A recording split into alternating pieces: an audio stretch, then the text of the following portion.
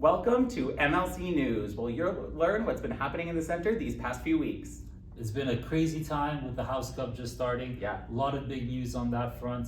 Tell me, Paul, what have you noticed with the kids? Have they been working hard? They sure have. They've been doing their mastery check, trying to get those 6 pages, and then it's been great to see the team spirit that everyone has been having. Yeah. I have an update for the first week.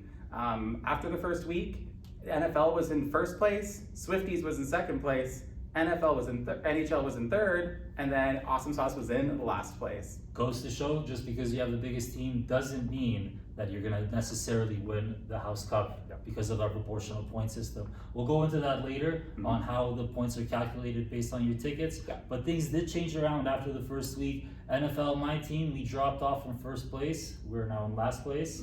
Awesome Sauce following afterwards. And then between the Swifties and NHL, who do you think is winning? Tay-Tay. You are correct. The Swifties, you guys are ahead just by only 9 points. So Whoa. It is a very tight race indeed. Let's get into the segment of where we explain how we get the points so everybody's in the know-how on how it works. Let's go. Time to do some math. Let's go. All signed in. Perfect. Okay. So here. Oh, I'll grab the pencil.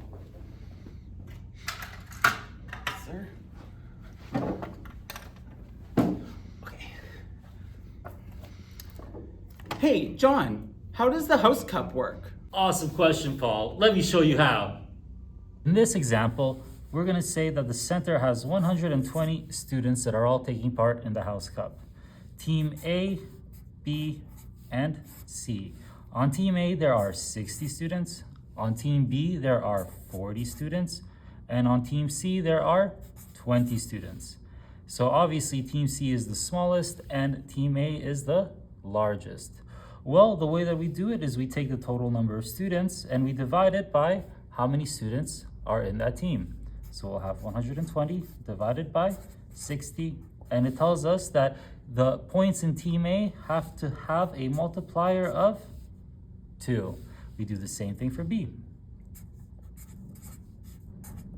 which leaves us with 3. And then C, the smallest team, would be as times 6 multiplier. So what this will do for us is, if everybody on the team gets the same number of tickets, because everybody works equally as much, they should end up with the same number of points in total. So let's imagine that everybody gets 10 tickets. So everybody on Team A was 60 people times 10 tickets each for 600 tickets. Team B would be 400 tickets, and Team C would be only 200 tickets. Well, if we multiply them by the multiplier score that we calculated earlier, we should all end up at the exact amount of 1,200 points. So what this means is that if everybody works equally as hard, they can earn the same number of points. So always try your best every time at the center so that you can earn the maximum points for your team. Wow, that makes so much more sense, John. I'm excited to work hard and earn points for my team. Let's go. Wow, John, that was some great piece of math magic. It sure was. If you have any questions about how the House Cup works, make sure you ask your instructor. Until then, we'll see you next time at MLC News.